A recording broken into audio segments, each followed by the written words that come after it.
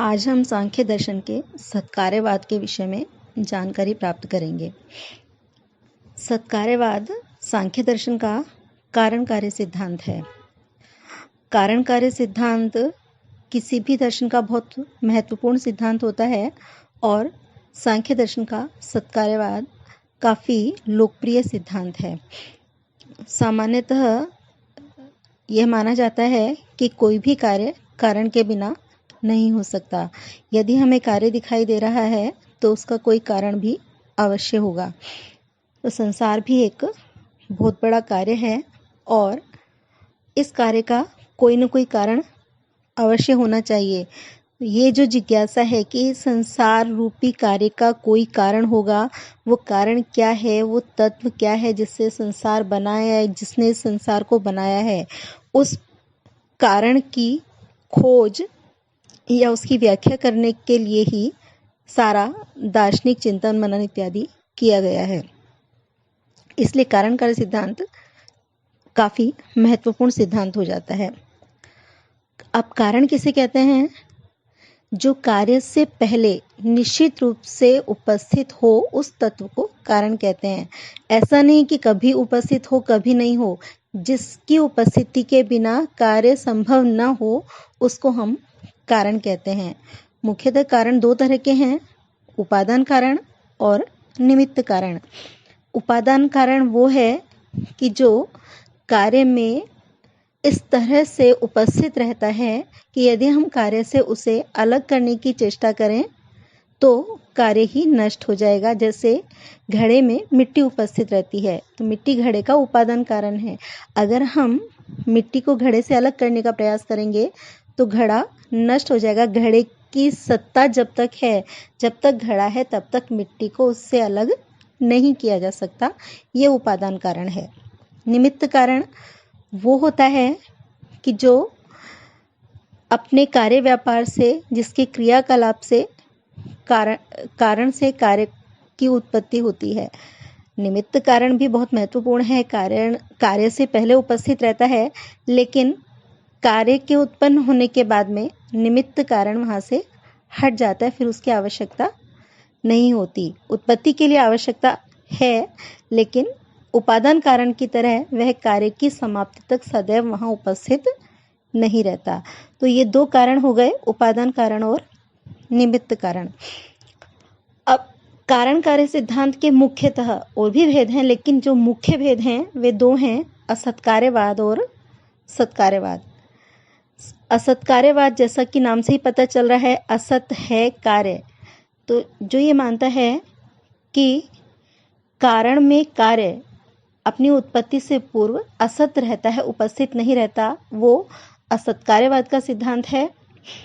और जो ये मानते हैं कि कार्य कारण में अपनी उत्पत्ति से पहले भी सत था, विद्यमान था, वे सत्कार्यवादी हैं।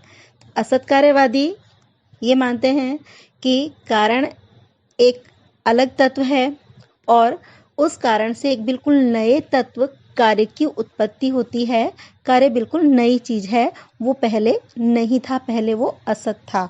जबकि सत्कार्यवादी ये मानते हैं कि कार्य कारण में पहले से विद्यमान होता है, भले ही वो सूक्ष्म रूप से रहे, और कारण से कार्य उत्पन्न नहीं होता, बल्कि वो जो सूक्ष्म कार्य था पहले से वो स्थूल रूप में व्यक्त हो जाता है।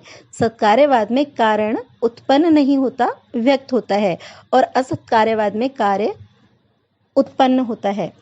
तो असत्कार्यवाद न्याय वैशेषिक का सिद्धांत है और सत्कार्यवाद सांख्य योग और वेदांत का सिद्धांत है। तो सांख्य दर्शन सत्कार्यवाद का समर्थन करता है और वो मानता है कि कार्य कोई नवीन पदार्थ नहीं है, पहले से सूक्ष्म रूप से कारण में उपस्थित रहता है और कार्य अभिव्यक्त होता है, उत्पन्न नहीं होता। निमित्त कारण का जो कार्य व्यापार है वो उपादान कारण में सूक्ष्म रूप से विद्यमान कार्य को स्थूल रूप से अभिव्यक्त कर देता है। जैसे उदाहरण से देख लें, पत्थर मूर्ति का उपादान कारण है। पत्थर से ही मूर्ति बनेगी ना, पत्थर को हटा देंगे तो मूर्ति भी हट जाएगी अपने आप ही। तो पत्थर मूर्ति का उपादान कारण है और मूर्ति का निमित्त कारण शिल्पकार है, मूर्तिकार है। मूर्तिकार का जो कार्य व्यापार है वो छेनी हथौड़ी से जो तराशने का कार्य करता है, उस व्यापार से पत्थर से हमें मूर्ति प्राप्त होती है। पत्थर में जो सूक्ष्म रूप से छिपी हुई मूर्ति थी वो अभिव्यक्त हो जाती है, आकार ग्रहण कर लेती है। तो पत्थर में मूर्ति पहले से थी और निमित्त कारण मूर्तिकार के कार्य व्यापार से वो अभिव्यक्त हो गई, हमें दिखाई देने लगी। ये सत्कार्यवाद है। अब असत्कार्यवादी अपने समर्थन में बातें कहते हैं, तो सत्कार्यवादियों को भी अपने समर्थन में कुछ तर्क देने की आवश्यकता अनुभव होती है। सांख्य दर्शन सत्कार्यवाद के समर्थन में कुछ तर्क देता है। पहला तर्क है कि असत कभी सत नहीं हो सकता। जो असत पदार्थ है, जिसकी सत्ता नहीं है, असत अर्थात जिसकी सत्ता नहीं है, तो जिसकी सत्ता नहीं है वो तो तीनों कालों में ही असत रहेगा, वो कभी सत हो ही नहीं सकता। जैसे असत का उदाहरण दिया जाता है खरगोश का सींग। सबको पता है खरगोश के सींग नहीं होते, तो भूतकाल में भी नहीं थे और भविष्य में भी नहीं होंगे, वर्तमान में भी नहीं है। तो जो असत है उसकी कभी भी उपलब्धि नहीं हो सकती, उसकी कभी सत्ता हो ही नहीं सकती। अगर कार्य पहले सत था तो वो बाद में भी, अगर कार्य पहले असत था तो वो बाद में भी असत ही रहेगा, बाद में भी उसकी कोई सत्ता संभव नहीं है। तो कार्य क्योंकि है इसलिए हमें मानना पड़ेगा कि पहले से ही उसकी सत्ता है, भले ही सूक्ष्म रूप में। तो दूसरा तर्क वो देते हैं कि विशिष्ट कार्य के लिए हम विशिष्ट उपादान कारण का ग्रहण करते हैं। हमें अगर घड़ा बनाना है तो हम मिट्टी लेकर आएंगे, हमें वस्त्र बनाना है तो हम तंतु या धागे लेकर आएंगे, अगर हमें दही जमाना है तो हम दूध लेकर आएंगे। तो जिस कारण में कार्य पहले से उपस्थित है, हम उसी कारण को उपादान कारण के रूप में ग्रहण करते हैं कोई विशेष कार्य करने के लिए। हमें दही जमाना है तो हम धागे लेकर तो नहीं चल पड़ते, क्योंकि हमें पता है कि धागे में दही पहले से उपस्थित नहीं है। हमें घड़ा बनाना है तो हम दूध लेकर तो नहीं चल पड़ेंगे, क्योंकि हमें पता है कि दूध में घड़ा पहले से उपस्थित नहीं है। तो विशिष्ट कारण में विशिष्ट कार्य पहले से उपस्थित होता है, इसीलिए हम किसी विशेष कारण को ही विशेष कार्य के लिए उपादान कारण के रूप में ग्रहण करते हैं। इससे पता चलता है कि सत्कार्यवाद का सिद्धांत ही सही है। सब कारणों से सब कार्य व्यक्त नहीं होते, ये तीसरा तर्क है। अगर कार्य कारण में पहले से उपस्थित नहीं है, उसकी पहले से सत्ता नहीं है, फिर तो हम कोई भी एक कारण ले लें, हमें तो बस एक कारण चाहिए और उससे कोई भी कार्य उत्पन्न हो सकता है, क्योंकि पहले से तो वहां पर कोई कार्य उपस्थित था ही नहीं। तो हम धागे लेकर आ जाते हैं, धागे से हम घड़ा भी बना लेंगे, धागे से हम दही भी जमा लेंगे, धागे से हम कपड़ा भी बना लेंगे, धागे से हम आभूषण भी बना लेंगे, क्योंकि धागे में कोई भी कार्य पहले से उपस्थित नहीं है। हमें जो भी कार्य करना है हम धागे लेकर चल पड़ेंगे और उससे वही कार्य उपस्थित हो जाएगा। पर ऐसा नहीं होता। हर एक कारण हर एक कार्य को करने में समर्थ नहीं होता, वो उसी कार्य को कर सकता है जो कार्य उसमें पहले से सूक्ष्म रूप से विद्यमान है, इसलिए सत्कार्य ही ठीक है। चौथा तर्क देते हैं कि शक्तियुक्त कारण से ही शक्य कारण उत्पन्न होता है। जिस कार्य को करने की शक्ति कारण में होती है वह उसी कार्य को उत्पन्न करता है। तो इसको हम कार्य का सूक्ष्म रूप कह सकते हैं, जिसको हम शक्ति या सामर्थ्य नाम से पुकारेंगे। जैसे तिल में तेल उत्पन्न करने की शक्ति है, सरसों में तेल उत्पन्न करने की शक्ति है। तो जो पेरने का कार्य है उसको हम जब करते हैं, कोल्हू में उसको पेर देते हैं तो तेल निकलकर सामने आ जाता है, अभिव्यक्त हो जाता है। अब हम रेत के कणों को, मिट्टी के कणों को पेरना शुरू करेंगे तो तेल नहीं निकलेगा, क्योंकि उसमें तेल को उत्पन्न करने की शक्ति नहीं है। तो जिस कारण में जो कार्य करने की शक्ति है वो उसी कार्य को उत्पन्न कर सकता है। इससे सिद्ध होता है कि सत्कार्यवाद ही सही है। शक्ति के रूप में कार्य कारण में पहले से उपस्थित रहता है। और कारण कार्य संबंध अथवा कार्य कारण की एक रूपता और परस्पर सापेक्षता भी ये सिद्ध करते हैं कि सत्कार्यवाद ही उचित है। हम एक कार्य को करने के लिए विशिष्ट कारण लेते हैं, इससे एक कारण कार्य संबंध जगत में स्थापित हो जाता है। सबको पता है मिट्टी घड़े का कारण है, क्योंकि हमेशा हम मिट्टी ही ग्रहण करते हैं घड़ा बनाने के लिए। सबको पता है कि तंतु वस्त्र का कारण है, क्योंकि हम हमेशा वस्त्र बनाने के लिए तंतु ग्रहण करते हैं। तो इसलिए ये जो कारण कार्य सिद्धांत प्रसिद्ध हुआ है वो इसी कारण से हुआ है कि किसी कारण विशेष में कोई कार्य विशेष उपस्थित रहता है और हमेशा हम उसी का ग्रहण करते हैं। कारण अनअभिव्यक्त कार्य है। कारण और कार्य में एक रूपता है। हम कारण को अनअभिव्यक्त कार्य कह सकते हैं और कार्य को अभिव्यक्त हुआ कारण कह सकते हैं। कारण और कार्य कोई बहुत अलग चीजें नहीं है। कारण ही कार्य के रूप में बदल जाता है।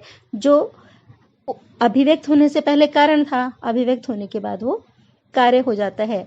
और कारण को हम कारण क्यों कहते हैं? क्योंकि वो किसी कार्य के रूप में व्यक्त होता है। और कार्य को हम कार्य क्यों कहते हैं?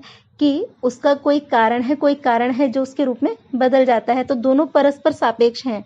कारण है इसलिए कार्य को कार्य कहा जाता है और कार्य है इसलिए कारण को कारण कहा जाता है। अगर कार्य नहीं हो तो फिर कारण कौन कहेगा, और अगर कारण नहीं तो कार्य कौन कहेगा? फिर तो एक ही चीज हो गई। तो कारण में कार्य पहले से विद्यमान है और कारण और कार्य में एक रूपता पाई जाती है। मिट्टी के गुण घड़े में आते हैं। जो पानी पड़ने पर सौंधी खुशबू मिट्टी में आती है वही घड़े में आती है। जो धागे का रंग है वही वस्त्र में दिखाई देता है। जो स्वर्ण की चमक है वही आभूषण में दिखाई देती है। तो कारण कार्य की जो एक रूपता है, उनकी गुणों की समानता है, जो विख्यात कारण कार्य संबंध है, ये सब बातें इस ओर संकेत करती हैं कि सत्कार्यवाद ही सही है। कार्य कारण में पहले से विद्यमान रहता है। अब सत्कार्यवाद के भी दो भेद होते हैं, परिणामवाद और विवर्तवाद। परिणामवाद सांख्य का सिद्धांत है और विवर्तवाद वेदांत का सिद्धांत है। परिणामवाद ये मानता है कि कारण वास्तविक रूप से कार्य में बदल जाता है और विवर्तवाद ये मानता है कि कारण कारण ही रहता है और हमें सिर्फ भ्रम होता है कि वो कार्य है, वो कार्य कभी होता ही नहीं है। उदाहरण देकर अपनी बात को दोनों सिद्ध करते हैं। सांख्य कहता है कि जैसे दूध है वो कारण है, जामन लगाएंगे, कार्य व्यापार करेंगे, उसके बाद में वो वास्तविक रूप से दही में बदल जाएगा। जिस समय हम उसको दही के रूप में देख रहे हैं तो दही सत्य है, दही बिल्कुल वास्तविक है, दूध दही के रूप में अब बदल चुका है। लेकिन विवर्तवादी ये नहीं मानते। वो कहते हैं कि जैसे रस्सी है वो हमें अंधेरे के कारण, किसी भी कारण से दूर से सांप के जैसी दिखाई देती है, हम उसको देखकर डरते भी हैं, सारी चेष्टाएं वैसे ही करते हैं जैसे सांप को देखने पर करते हैं, पर वास्तव में वो सांप नहीं है, वो रस्सी ही है। और जैसे ही प्रकाश होता है हमें पता चल जाता है वो रस्सी है। तो रस्सी एक क्षण के लिए भी सांप के रूप में बदलती नहीं है, बस हमें भ्रम होता है कि वो सांप है। ये विवर्त है, रस्सी का विवर्त है। तो हमें भ्रम होता है, रस्सी सांप के रूप में बदलती नहीं है। वेदांत में कारण ही सत्य है, कार्य सत्य नहीं है, कार्य बस भ्रम मात्र है। और सांख्य में कारण वास्तविक रूप से कार्य के रूप में बदल जाता है, कारण सत्य है और कार्य कारण का ही रूप है, इसलिए कार्य भी सत्य है, कारण का ही बदला हुआ रूप कार्य है। तो ये हुआ सांख्य का सत्कार्यवाद का सिद्धांत।